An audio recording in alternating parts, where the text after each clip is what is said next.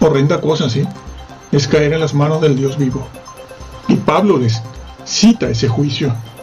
Les habla de ese juicio que Dios hará a los adversarios del Evangelio y de Dios.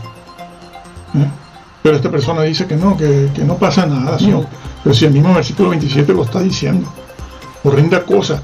Pablo les advierte del juicio que les puede caer a ellos, que es el mismo que le va a caer a los adversarios.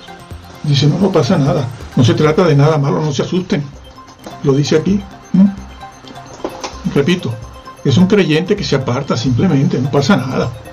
Entonces, ¿para qué Pablo les pone el juicio que ha de devorar de manera horrenda a los adversarios? Si eso no es cierto, Señores, ¿qué han hecho? Han mutilado la moral de Dios, la esencia de Dios mismo, que es justicia.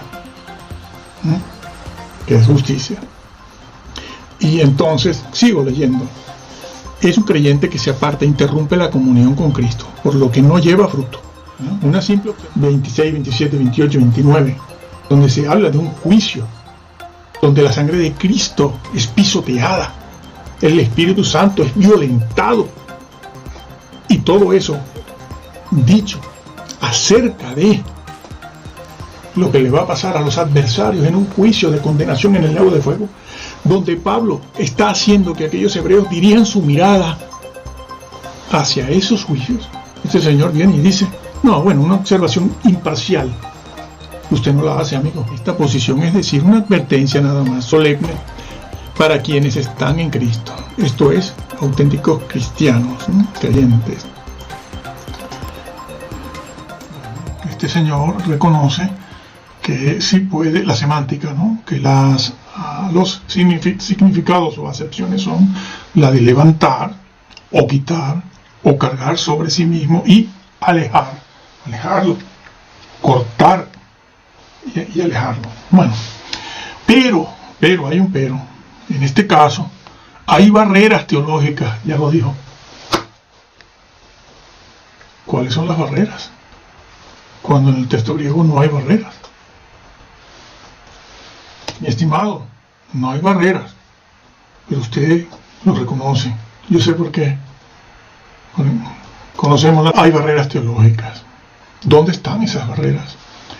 Las barreras de la doctrina de su denominación, no del texto griego, no de la doctrina bíblica, no de la exégesis bíblica. La exégesis bíblica no ofrece una barrera teológica. La barrera teológica, ¿dónde están? Las barreras teológicas en las denominaciones. Y en este caso hay barreras teológicas que impiden traducir el verbo ir por quitar y arrancar, claro. Bueno, él reconoce que también, sí, arrancar es una acepción. Siembra la viña y también la arranca por inservible. Esa es una figura del Antiguo Testamento. Sigo en esto. La evaluación del contexto 15.5.6 exige una traducción conforme a la primera acepción, es decir, levantar. ¿Y qué hace? Inteligentemente va al versículo 6 porque sabe que el versículo 6 le va a negar el 2.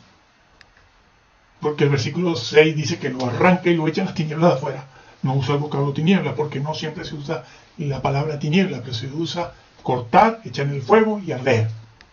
Y otras veces agrega en alguna frase, como veremos en esta serie de vídeos, agrega la frase fuera, tinieblas de afuera. Pero claro, se da cuenta de que el versículo 6 le va a negar el 2, directamente va al 6. ¿Y qué hace? Dice, no. El 6 no está diciendo, no está hablando de eso, está hablando del sufrimiento del cristiano. Lo cambiaron por un purgatorio. De allí que hace año y medio, cuando yo dije... Bueno, sí. Pero eso es lo que pasa, que hay una contradicción completa entre ellos mismos. Porque ellos, los calvinistas, según quien sea, claro, confunden. Bueno, ustedes están confundidos, ¿no? Porque unos dicen una cosa en cuanto al versículo 2 y otros dicen otra cosa con respecto al versículo 2. Y según lo que digan en cuanto al versículo 2, como consecuencia, también será una cosa distinta la que se diga del versículo 6. Entonces, de ellos, quienes dicen que en el versículo 2 no se habla de creyentes, o dicho de otra manera, de falsos creyentes, pues entonces respetan el versículo 6, porque se dan cuenta de que el versículo 6 sí está hablando de las tinieblas de afuera, y son calvinistas. Pero claro, ¿qué pasa? Que si ellos reconocen que el versículo 2 está hablando de verdaderos creyentes, bueno, lo vemos ahora, entonces el versículo 6, perdón, el 6, no puede referirse al infierno, al lago de fuego. Tienen esa posición encontrada entre ellos. Ni entre ellos se ponen de acuerdo. ¿Por qué? Porque no van haciendo exégesis. Y entonces crean una confusión total. Se contradicen. Por eso no pueden ir a los padres apostólicos. Los padres apostólicos no entraban en este conflicto. Por eso no pueden ir a los padres apostólicos. Los padres apostólicos no entraban en este conflicto. ¿Por qué? Porque ellos sabían que el versículo 2 significa cortar, y que se corta a los creyentes verdaderos, no falsos.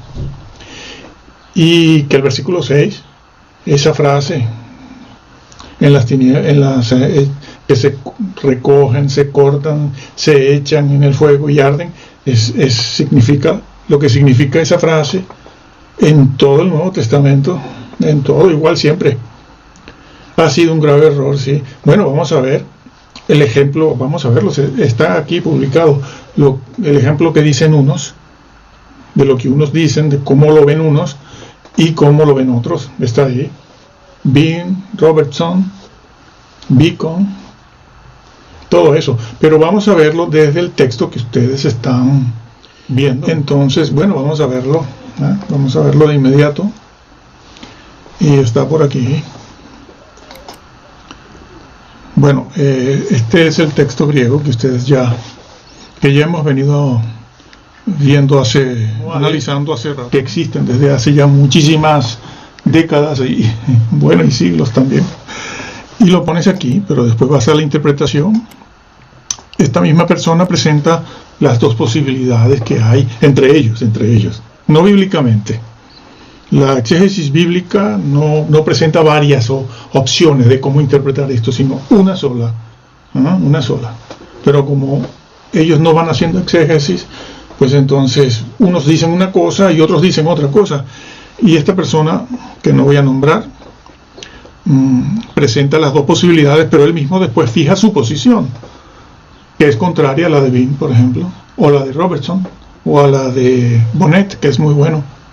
Son estos libros que tengo yo ahí, pero él también deja ver la influencia calvinista. No evangélica, no. Porque, para empezar, que en la Reforma hubieron por lo menos mínimo 2 grupos. Pero después habían sus matices. Sí. Bueno, esta persona dice aquí, bueno, ustedes lo tienen y lo leen ustedes, yo simplemente hago referencia aquí, y quien tiene el texto de la enseñanza. En el primer caso ya lo presenta, ¿no? En el primer caso se trataría de un mero profesante. Bueno, él está diciendo que entre ellos, tal y como lo interpretan ellos, pues unos dicen que se trata simplemente de un mero profesante, que es lo que dice Robertson también, para lo que lo estaremos viendo aquí en un momento, su manual, sí, muy popular también. Bueno, él habla de que estos están unidos a un Cristo como cósmico, no espiritualmente, realmente, sino un Cristo cósmico. Lo explico después. En el primer caso se trataría de un mero profesante que no lleva fruto porque no está vinculado en vida a la vid, no está vinculado, no respetó. Bueno, las personas que creen esto así, no respetan la semántica ni la historia. Estaremos viendo algunos padres de la iglesia, a ver qué hablaron, a ver si dijeron esta tontería. Sí, claro. Vamos a ir allí a la historia también. Ellos no pueden ir, ya lo sabemos. Quienes entienden esto, aplicarán lo que sigue a quienes no han nacido de nuevo. Bueno, lo dejo aquí. Este señor presenta la primera posibilidad que los mismos calvinistas creen, muchos, no todos, que es que la persona no ha nacido de nuevo y por lo tanto, aunque Jesús dice que está vinculado en mí, ¿no? permaneciereis, se quedaren. Sin embargo, eso no es verdad. Violentando completamente la semántica que inspiró el Espíritu Santo, y inspiración verbal, plenaria y verbal, en este caso verbal. No hacen caso no respetan el significado, ¿no? La etimología de los términos. Bueno, seguimos. Bueno, también hace referencia al libro de Hebreos aquí, dice en la epístola a los Hebreos, bueno, arriba, esta es una posición semejante a la que algunos tienen con respecto a Hebreos 6 y Hebreos 10, que esta persona, esta que estamos viendo, ahí hace un verdadero disparate. Lo veremos también. En la epístola a los Hebreos ha de tenerse en cuenta quiénes son los destinatarios para posicionarse sobre el sentido de los dos pasajes. El escrito no está destinado a incrédulos, sino a creyentes. Él mismo lo dice ya. Bueno, sí, es verdad, está dicho a creyentes. Sí, está dicho a creyentes. Eso es verdad. Pero claro, después pasa a decir que no pasa nada. Que no están condenados. Vamos a ver si eso es verdad. Porque Hebreos 10, Hebreos 6, sí, es verdad, está escrito a creyentes, fue dirigido a creyentes. Pero dice que no se están condenando allí el apóstol Pablo. Yo creo que lo escribió Pablo, el libro de Hebreos, porque eso era lo que creían los padres apostólicos. Y se nota el lenguaje rápidamente, sí, se nota la fraseología y los conceptos. Entonces, dice, regreso aquí, el escrito no está destinado a incrédulos, sino a creyentes, y en las dos citas que acaba de hacer, de Hebreos 6 y 10, la identificación con creyentes es evidente. Pues sí.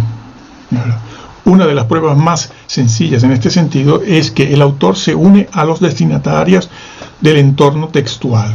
Hebreos 10, 26, 30. Nosotros estaremos viendo a partir del 26 precisamente, sobre todo el 26. Bueno, esta misma persona ya va fijando su propia posición, porque aquí a continuación dice, en el ejemplo que Jesús pone, ocurre lo mismo que él acaba de explicar de Hebreos 6 y 10, que está dicho a creyentes. Y entonces esta persona acepta eso también, acepta eso mismo, pero al mismo tiempo lo acepta del versículo 2 de Juan 15, porque lo dice, ¿no? Repito, voy a repetir. En el ejemplo que Jesús pone, el de la viña, Juan 15, ocurre lo mismo. Al usar el pronombre personal vosotros, refiriéndose a los discípulos que están limpios porque creyeron en él, a quienes llama a comunión, permaneced en mí. Toman esto, los arminianos toman esto como una base bíblica para justificar la pérdida de la salvación. Pero esto no es posible, como se ha considerado en varios lugares del Evangelio. Bueno, dos cosas aquí con respecto a los arminianos. Les gusta decirnos, ¿no?, que somos arminianos. Yo soy bautista del sur, de la Convención del Sur. De arminiano no tengo nada. Bueno, es que si vamos a ver bíblicamente, los que están más centrados en la revelación bíblica, desde la perspectiva de la exégesis, no de la ilustración, sino la exégesis.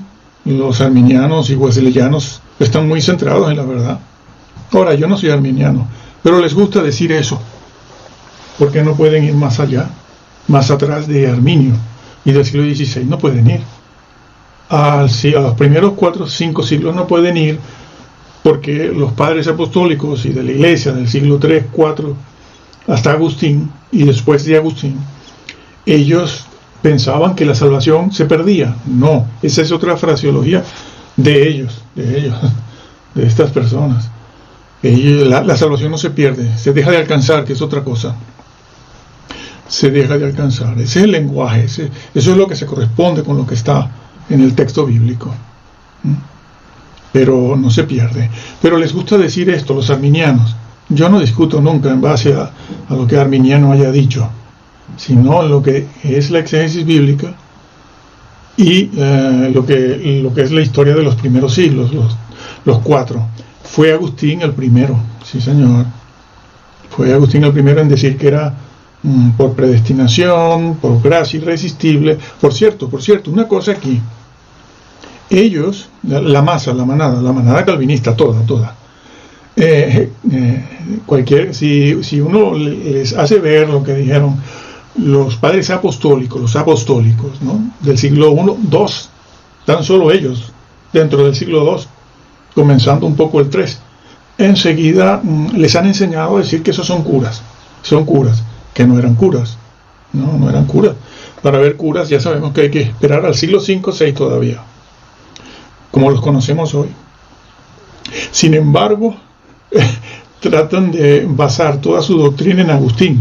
No les importa que él sí era cura, que él sí hubiese sido cura, que tampoco lo era. Pero bueno, ellos creen que sí, que Agustín era un cura, pero es el único cura que aceptan, porque toman de Agustín su base bíblica, que no la toma ni Roma siquiera, que es un doctor de Roma. Es considerado uno de los doctores de Roma, junto a Tomás y de Aquino, y otros. Hay más. Bueno, curioso, ¿no? Que aceptan un cura, pero rechazan los demás. Sí, bueno, la segunda forma de entenderlo es mantener lo que dice el texto griego. Él mismo lo reconoce, mantener lo que dice el texto griego. Pasa como con el otro, ¿no? Aquel de levantar, que lo reconoció. Bueno, hay que mantener lo que dice el texto griego. Y lo dice, todo pámpano en mí, exactamente, en mí. Lo está diciendo, en mí está diciendo, pero de eso ya hablamos, no volveremos a ello otra vez. En ese sentido, la unidad con Cristo es real, claro, es real. Usted mismo lo explica, pero claro, vamos a ver qué más dice después. El creyente queda inseparablemente unido al Salvador, por tanto, se trata de personas realmente salvas, cuya comunión con Cristo, la vid, está interrumpida y no pueden llevar fruto. Bueno, yo les adelanto que esta es la posición de este señor que escribe que hace todo este análisis, ¿no? Esa es la posición de él. Sí, y allí en el versículo 12 habla de verdaderos creyentes. Hombre, claro, lo está diciendo en mí. Y muchos lo reconocen, aunque otros no. Bueno, es que la exégesis lo exige, ¿no? En este sentido se aprecian claramente lo que es la salvación relacionada con unión con Cristo y lo que es la comunión necesaria para que el fruto de Dios en la acción del Espíritu se manifieste. De este modo escribe Schaeffer, el rector del seminario de Dallas, hipercalvinista. No existe tal cosa como hipo, sulapsario y esa terminología para rebajar la dureza de una doctrina antibíblica. Nada, los 5 puntos del calvinismo, el famoso tulip, es eso, y ya puede usted hacerlo hipo, menos, más, el calvinismo, todo en su origen, y desde el punto de vista exegético, no ilustrativo, no muy ilustrado de leyendo libros y por aquí esto y por aquí lo otro, no, exegéticamente es un grave error, un gravísimo error. Bueno, pasa este señor a decir lo que dice Schaffer, como ustedes lo pronuncian, que yo no lo voy a hacer aquí, no hace falta. Bien, puse aquí una observación, que es que no se trata de realmente, como ya yo he explicado lo que enseña la Biblia, de una unidad aparente. El vocablo permanecer, si permaneciereis, en el versículo 6, y también esa expresión en mí no pertenece esa expresión a un lenguaje equívoco, que puede significar una cosa o la otra. Nadie lo sabe. No es por Dios. ¿Qué han hecho ustedes? ¿Qué han hecho? A hacer de la inspiración verbal un lenguaje equívoco. No es equívoco. En mí. Es realmente en mí. Está en Cristo, como ya hemos explicado. Bueno, él sigue esto que han leído ustedes, que les preocupa. Sigue diciendo esta persona que estos creyentes a los que se le dirigen estas palabras en Hebreos 10 y Juan 15:2, insisten en ser rebeldes. Lo dice. Dice, no, es que estas personas, estos cristianos son rebeldes e insisten, quieren ser rebeldes. Y el Señor no le queda otro remedio que, bueno, dejarlos. Supuestamente. Pero no es eso. Están torciendo la Escritura completamente.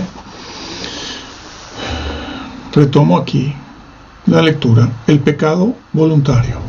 Indudablemente, haber recibido todo cuanto es preciso para llevar fruto y negarse a llevarlo, supone un acto de rebeldía voluntaria contra Dios, nada menos. Levantando el puño contra Dios, pero los considera creyentes, que no pasa nada. Al final no va a pasar nada. No se van a condenar ni va a pasar nada. Que entra de lleno en un pecado voluntario. Es un creyente que se aparta, interrumpe la comunión con Cristo, por lo que no lleva fruto. Una simple observación imparcial, dice, permite definirse en esta posición, es decir, una advertencia solemne para quienes están en Cristo. Esto es, para auténticos creyentes, lo dice, lo considera, esta persona considera. Claro, ustedes entran en un conflicto porque después ven a otros calvinistas que dicen que no eran verdaderos creyentes. Y claro, dicen, bueno, ¿en qué quedamos por fin? Claro. Por eso siempre les digo, lean la Biblia y créanla tal cual está, porque así se equivocarán menos, con la garantía de que van a serle fiel al Señor y van a remisión por los pecados. Sino lo que he puesto allí, ustedes lo conocen, ¿no? Una horrenda expectación de juicio que ha de devorar a los adversarios. Y Pablo pone esas palabras amenazantes. Aquí no valen medias tintas, señores. El apóstol Pablo está diciéndolo de manera clara. Y les hace ver a aquellos creyentes, la mayoría hebreos, sí, hebreos. No estamos viendo el trasfondo del libro de Hebreos. Pero la mayoría de ellos que conocían la salvación en Cristo Jesús, y Pablo les dice, les pone al lado del juicio que les espera a los incrédulos. Horrenda cosa es caer en las manos del Dios vivo. Y todo eso dicho acerca de lo que le va a pasar a los adversarios en un juicio de condenación en el lago de fuego, donde Pablo está haciendo que aquellos hebreos dirijan su mirada hacia esos juicios. Este señor viene y dice, una observación imparcial. Usted no la hace, amigo. Usted no la hace, mi estimado, porque no está haciendo caso. Y horrenda cosa, ¿sí? Es caer en las manos del Dios vivo. Y Pablo les cita ese juicio. Les habla de ese juicio que Dios hará a los adversarios del Evangelio y de Dios. Pero esta persona dice que no pasa nada, son auténticos cristianos, Dios mío. Pero si el mismo versículo 27, cristianos, Dios mío. Pero si el mismo versículo 27 lo está diciendo. Horrenda cosa. Pablo les advierte del juicio que les puede caer a ellos, que es el mismo que le va a caer a los adversarios. Dice, no pasa nada, no se trata de nada malo, no se asusten. Lo dice aquí.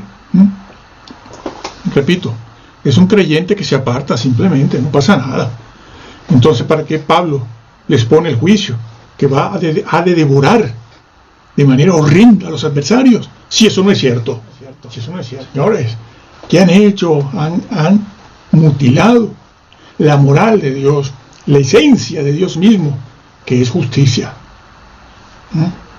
Que es justicia. Y entonces, sigo leyendo. Es un creyente que se aparta, interrumpe la comunión con Cristo, por lo que no lleva fruto. Una simple observación imparcial, dice, una simple, pero usted no la hizo. Usted está Usted, el versículo ese, 26, 27, 28, 29, donde se habla de un juicio, donde la sangre de Cristo es pisoteada, el Espíritu Santo es violentado, y todo eso dicho acerca de lo que le va a pasar a los adversarios en un juicio de condenación en el lago de fuego, donde Pablo está haciendo que aquellos hebreos dirijan su mirada hacia esos juicios. Este señor viene y dice, no, bueno, una observación imparcial. Usted no la hace, amigo. Usted no la hace, mi estimado, porque no está haciendo caso de ese juicio. No es una cosita. Pero yo no estoy diciendo nada que no esté escrito. Después vamos a ver a Bean, a ver qué dijo. A Robertson, que ustedes, claro, se van guiando por estos manuales que son populares. Son de venta popular. Entonces hay que tener cuidado. Mucho cuidadito con todo esto muy popular. Porque aquí, entre paréntesis, quiero hacerles ver una cosa. En un sentido, existe la ilustración. Una cosa es ser un cristiano ilustrado, una persona que lee muchos libros sobre la naturaleza de Dios, sobre la salvación, sobre el pueblo de Israel, la cultura de la iglesia primitiva, cómo se lo comían los leones y todo esto, y que es el Espíritu Santo. Ilustración, libro tras libro, tras libro, tras libro, tras libro. No exégesis bíblica. Son dos cosas diferentes. Y claro, usted se ilustra mucho. Empieza a escuchar a personas que hablan de la naturaleza de Dios, el Dios Trino, Dios Padre, esto, lo otro, la encarnación, y usted se queda completamente asombrado. Claro, dice, uy, esto va para el cielo. Alto. Depende. Si está mutilando la palabra de Dios y simplemente, pero negando doctrinas importantes de la Biblia que son necesarias para guardar la salvación, esa persona no entra. Esa persona no entra. Acuérdense de los judíos y los hebreos, que eran personas que tenían a su cuidado el texto, más el texto hebreo, que ha llegado a nosotros gracias a que los mismos que se oponían a Jesús lo cuidaron. Cuidaban ese texto, pero ellos no entraron. ¿Por qué? Porque su doctrina era errónea.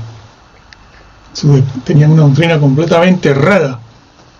No te sirve cuidar mucho el texto hebreo o el texto griego y después tergiversar las escrituras. El Señor lo dijo, aquel que cambie, que agregue o quite. ¿Quién puede agregar o quitar del texto bíblico, de los manuscritos originales? Pues una persona que está en ese trabajo. ¿Y porque está en ese trabajo va a entrar? No, como me quites algo, yo te quito a ti del libro de la vida. Y como agregues algo, yo te agrego las plagas. Hombre, es que yo he estado cuidándote el texto griego. No, eso no es suficiente. Has de ser fiel en todo. No has de cambiar mi palabra. Y esta persona, como estoy demostrando, esta persona admite. No, Bean no, porque Bean y Robertson dicen que no son creyentes. Lo vamos a ver. Yo pongo aquí y se los demuestro. No son creyentes. Por lo tanto, el versículo 6 sí se refiere, según ellos y según la Biblia, al lago de fuego. Esta persona no puede decir que el versículo 6 se refiere al lago de fuego, como vamos a ver ahora de inmediato. Porque claro, si son cristianos, no va a echar a cristianos en el lago de fuego, porque él piensa que no, que la salvación no se puede dejar de alcanzar. Y resulta que la Biblia lo afirma por todas partes. Lo afirma. Bueno, sigo leyendo aquí. Sino una horrenda expectación de juicio y de hervor de fuego. Ese vocablo fuego es una referencia directa, como ya les he dicho en los vídeos pasados.